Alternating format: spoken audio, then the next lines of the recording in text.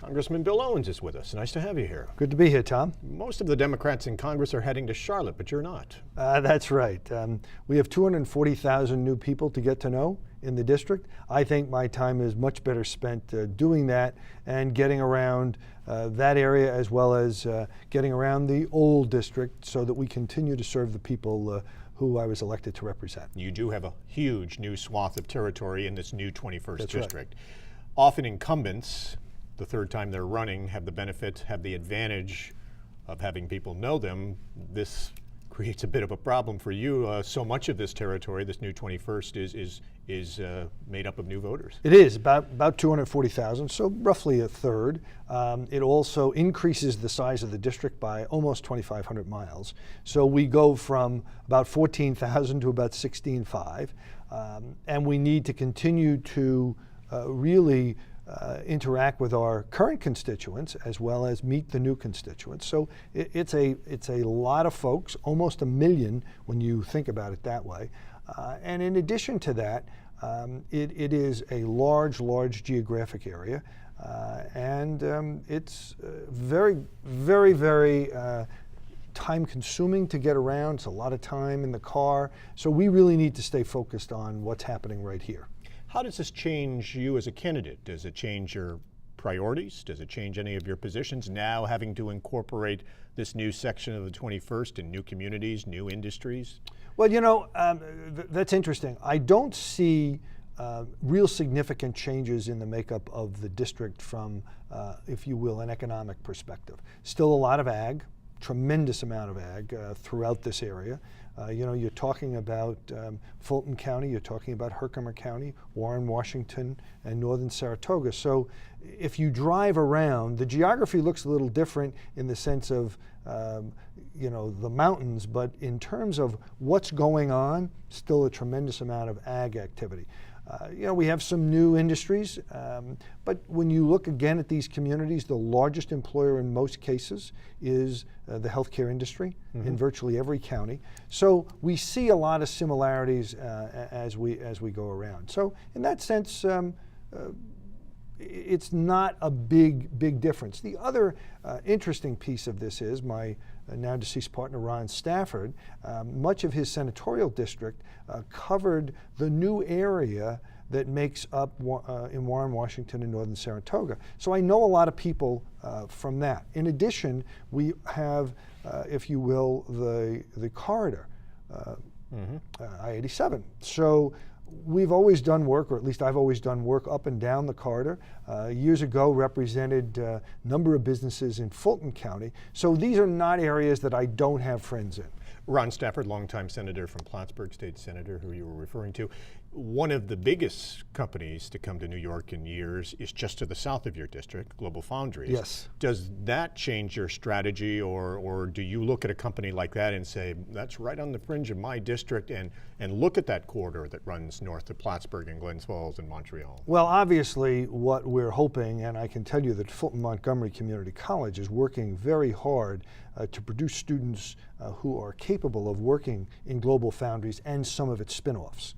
In the hopes that, you know, that catchment area, if you will, both for workers and also suppliers to GlobalFoundries, will be such that it will reach out into northern Saratoga County, over into Fulton and Montgomery counties. So we're hoping that this really catches lots of the geographic area that makes up the district. As far as jobs and maybe other companies coming in to support it, probably not much further than Saratoga County, maybe beyond that for people looking for places to live? I think you may see certainly people living in those communities, therefore commuting to GlobalFoundries. But I also think as GlobalFoundries develops, you may well see some of their vendors being in a somewhat larger area. It might be 20-25 miles, but when you take it out 20-25 miles, you're into or close to Fulton and Montgomery counties. You are into northern Saratoga, maybe even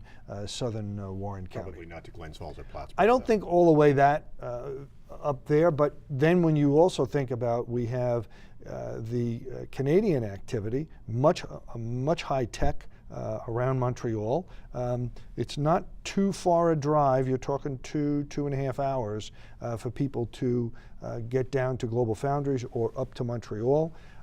It also means that you may see increased shipment of goods between these two locations. So I think on balance, it's going to be a real driver throughout the district. Let's talk border strategy. Obviously, there's the balance between terrorism, protecting the border, and free trade, and that's an ongoing issue for you to try to balance the two and try to keep the free trade part going to create jobs.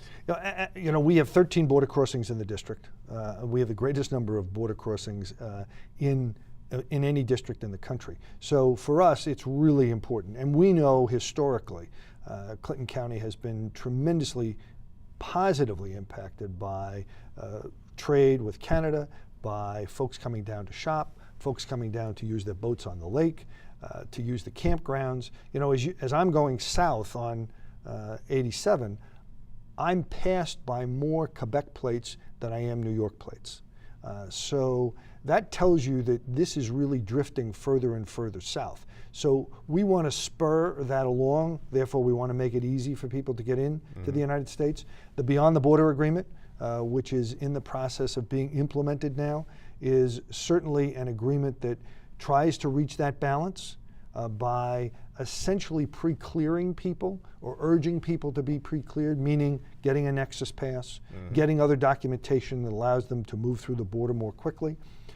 You know, having the folks who work at the border focused on the idea of reliance on advanced warning, in other words, cybersecurity, to let them know when a bad guy is approaching the border and to be focused on that. So I think we're going to see more reliance on cybersecurity and the ability, and it's going to require some cooperation from the public, to make sure that we're all doing the things we need to do to make the border move more smoothly and to make sure that we're secure. You talk about Nexus, having the Nexus cards to get through more quickly. You've talked about creating some sort of an app or something for smartphones that can actually tell you how much of a wait there is at the border. That hasn't ever happened, and for people, they'll come right up to the border and find themselves in a 3-hour wait, and this would be something that could alert them to long delays and let them go look for another border. Yeah, this goes back again to the Beyond the Border Agreement. This is one of the goals of that agreement, is to make sure that we're getting information out to people going north and south. CBSA, the Canadian Border Security Agency, and our Customs and Border Patrol folks are working together to try and gather that information so that people can take their smartphone or iPhone, log on to the website and get the information. So as they're approaching, leaving Plattsburgh, going north, they'll know how long the wait is at Champlain-Lacole, and they may pick another border crossing as a result. How many years away is that? Oh, I think within the year we'll see that. CBSA is already doing that coming north. You can go on their website and get for a number of locations that information. What we're going to try and do is broaden it to as many of the large locations as we can. How much closer are we to the pilot program to put customs agents at Central Station in Montreal, do pre-screening there for passengers coming south, maybe in Plattsburgh for going north, and try to erase that hour and a half, 2-hour delay at the border? It's probably a year away. I think that it's further along than I thought it might be at this point. You know, the plan really is to put Canadian customs agents on the train so that that process goes along when they get to the Canadian border. Conversely, it would be done at Central Station coming south.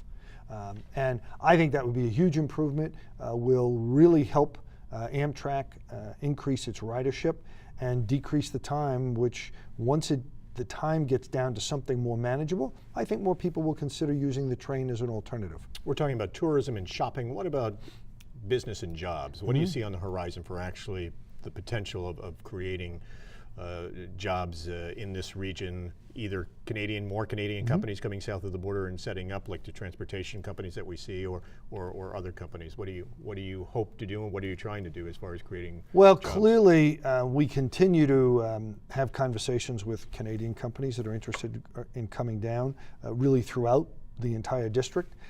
We've encouraged more of the chambers of commerce and development corporation type entities to begin the process of reaching out to the Canadian companies in their community, and then using that as a bootstrap, if you will, to get into Canada to reach out to more companies. I think the more activity we have, the greater critical mass we have of companies, chambers and IDAs and development corporations going into Canada and telling the New York story, the better it is, and the more companies we're likely to get down.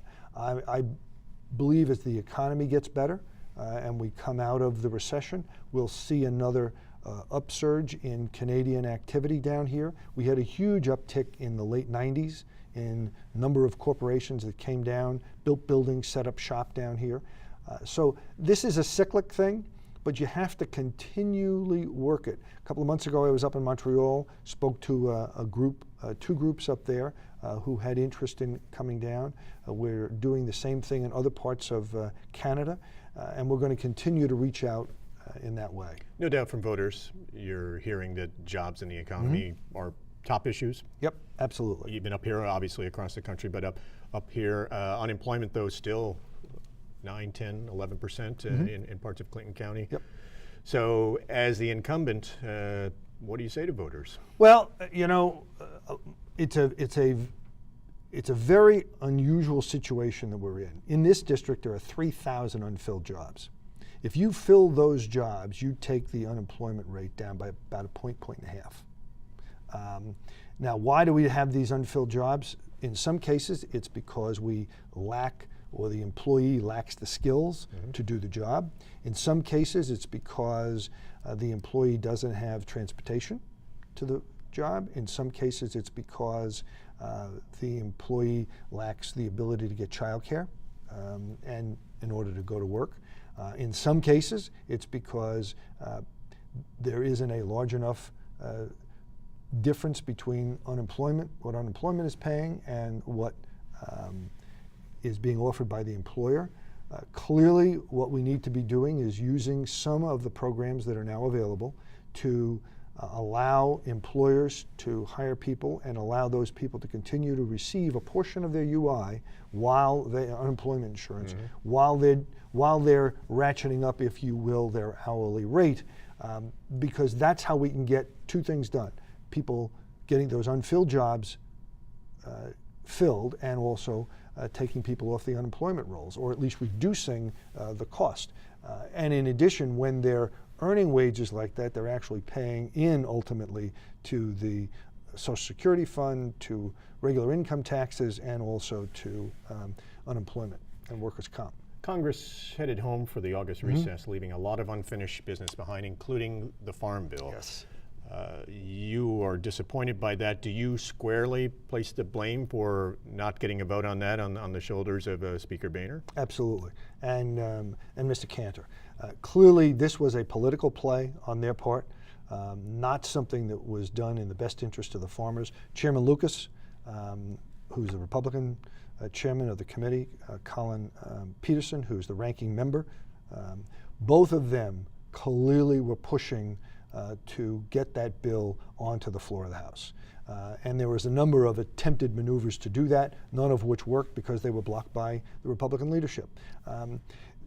This is a very disappointing situation. We went through the same kind of process relative to the transportation bill, really frustrated lots of people who were trying to get that transportation bill out. Took us months to get something done which should have been done in a very short time. The Farm Bill should have come to the floor, had a debate, and got it voted on. I believe it would have passed, would have gone to conference committee, and we ultimately would have had a bill before September 30th. Now I think that there is some question as to whether or not that happens. But this is clearly a political play with one of our most important resources, and that is our food. And I just don't think you can play games with that. What impact does this have on farmers, and what else is in the bill that would have helped not only farmers but rural communities? Well, there's a large number of items. Probably the most talked about is the margin insurance program, which would have helped the dairy farmers. Tremendous impact in this region.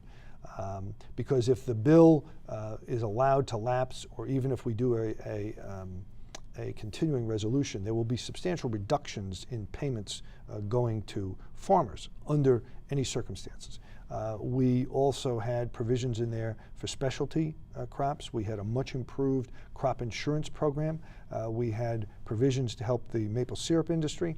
Again, big impact in our region, in Vermont, over on the western side of the district. So there were any number of areas that we really should have been focused on. Also, there are provisions in there for broadband. Again, an area that we really need help in the Adirondacks. And there are programs for water and sewer systems. Again, there are literally dozens, if not hundreds, of small communities that need to have major repairs to the water and sewer systems. We talk about unfinished business. Congress is going to have to tackle either the end of this year or very early next year, whether to continue the Bush-era tax cuts, whether to let these automatic spending cuts go into effect. The fiscal cliff, as it's called, is fast approaching. Where do you stand on the extension of the Bush-era tax cuts? My view is that what we should be doing is extending those for people who make between $250,000 and $500,000 and below. The wealthy folks making more than that can afford to go back to the Clinton-era tax rates. And I want to really emphasize that, because this is going back to the Clinton-era tax rates, when we produced 22 million jobs. When we had the Bush-era tax cuts, we produced 1.8 million. So it's a very hard argument to say that the tax rate had a negative impact on job creation. And that seems to be lost in the conversation. The other area that I'm very concerned about is the estate tax. We currently now have a $5 million exemption and rates that I think are reasonable. I want to see that extended so that people can pass family farms and small businesses on to their children, to the next generation, without any tax burden.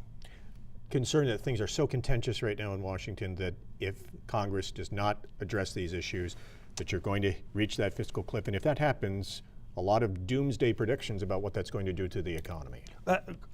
Clearly, this is a significant problem. But if you just do a very simple analysis, we have to save essentially $120 billion a year in order to reach the 10-year figure of $1.2 trillion. The General Accountability Office has told us there's $100 billion of monies that can be saved just by running the government better, and they've enumerated what you need to do that. We could pass a law that instructs the government to implement that, save $100 billion a year. We could very simply, by allowing the tax cuts to expire for people making over $500,000, generate another, in rough terms, $100 billion a year. That's $200 billion, that's $2 trillion over that same 10-year period. So $800 billion more than we originally put forward, and we would eliminate all of the sequester problems. Last two quick questions. Should the U.S. and Canada move ahead and have the IJC do a full study of flood controls for Lake Champlain after the devastating flooding last year, changes in weather patterns? Is that a necessity? I think absolutely. I had the IJC in my office last week before we recessed, had a great conversation with those folks. They're ready to move forward. It's something that I'm hearing from a lot of people about, and is something, in my view, we need to move forward on, get the study done, and see what the recommendations are. And back to your race, the Democrats commissioned a poll, has you up by about 12 points a few weeks ago. Do you believe those numbers, or do you think that this is going to be a much closer race, and are you anticipating as close of a race as last time when you won by just a mere couple of thousand votes? Well, I certainly believe that we're going to have a tough, hard-fought race. My view is the only poll that counts is the one on Election Day. You don't have a third candidate in the race this time. That likely helped you 2 times before, so this time it's one-on-one.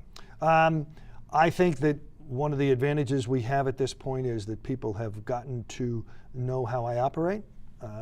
They understand when I take a position that I am consistent in that respect. When I, for instance, talk about being bipartisan, I work with Mr. Hanna, Mr. Gibson on any number of bills. In fact, we put a very nice coalition together of Peter Welch, Mr. Gibson, Mr. Tonko, Mr. Hanna during the hurricane last year, or as a result of the hurricane. Now, you could not get a more diverse and bipartisan group than that in terms of their political views of the world and how they interact. So that, to me, is really not only talking the talk, but walking the walk.